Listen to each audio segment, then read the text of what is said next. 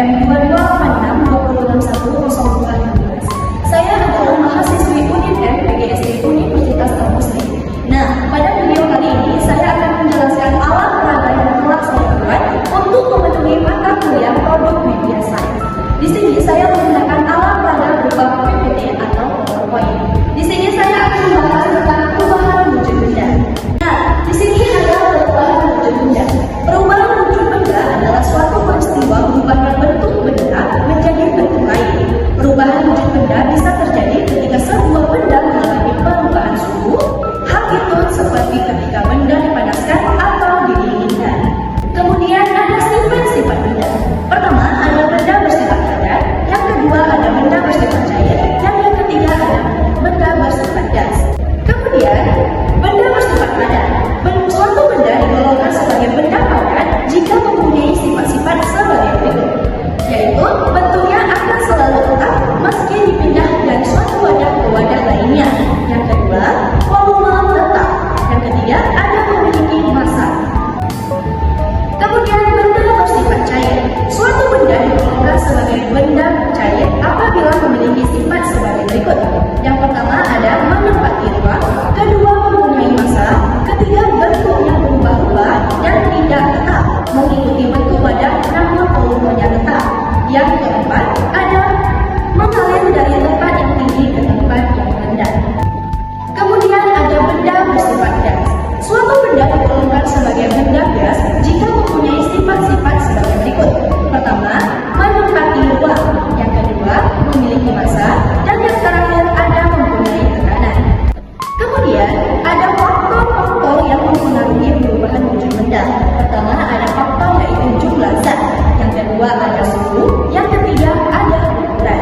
Yang pertama, ada jumlah zat. Yang dimaksud dengan jumlah zat adalah semakin banyak jumlah zatnya, maka perubahan wujud benda menjadi semakin sulit. Yang kedua, ada suhu. Suhu menjadi salah satu faktor yang mempengaruhi perubahan wujud benda. Semakin tinggi suhu dari benda tersebut, maka proses perubahannya akan semakin cepat. Kemudian ada ukuran. Ukuran adalah faktor yang terakhir yaitu ukuran. Ukuran dapat mempengaruhi perubahan wujud benda. Jika semakin kecil ukurannya, maka makin mudah perubahan wujud bendanya. Kemudian ada bentuk perubahan wujud benda. Bentuk perubahan wujud benda ada seperti cair, membeku, menguap, menyublim, lembut, dan kristal. Selanjutnya, mencair. Mencair adalah perubahan wujud benda padat menjadi cair disebut dengan mencair. Contohnya, perubahan wujud benda mencair yaitu saat memasak dengan mentega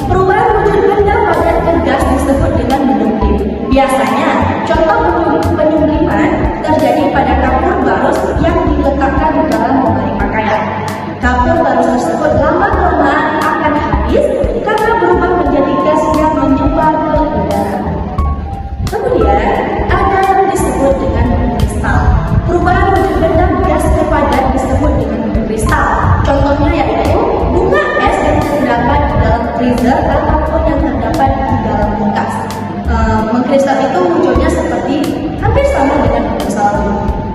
Nah, di sini kita akan melihat uji coba yang mana sih yang disebut dengan benda padat menjadi cair, benda cair menjadi padat, mengembun, dan lain sebagainya. Alat-alat yang saya gunakan adalah air, sendok, lilin, gula, dan air yang sudah saya tuangkan ke sini. Nah, di sini kita akan menghidupkan terlebih dahulu lilinnya.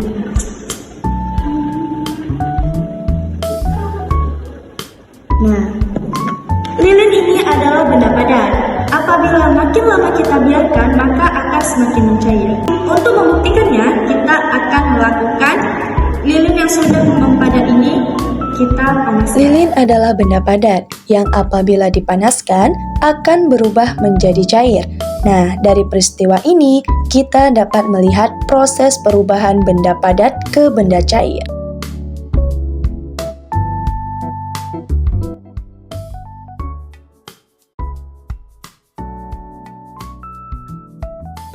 Selanjutnya, kita akan melihat proses yang dinamakan benda menguap. Air adalah benda cair yang apabila dipanaskan, ia akan mendidih.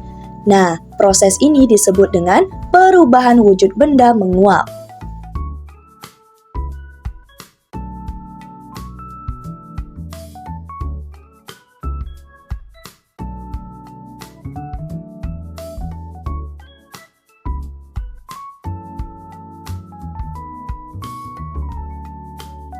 Gula ini adalah suatu benda padat yang yaitu terletak dari butiran-butiran gula.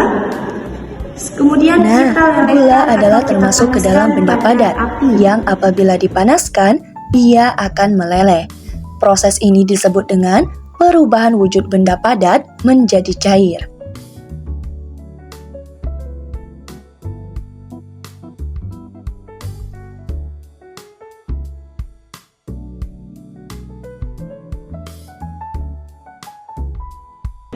Nah, mengapa saya memilih media atau alat peraga berupa PPT dan uji coba?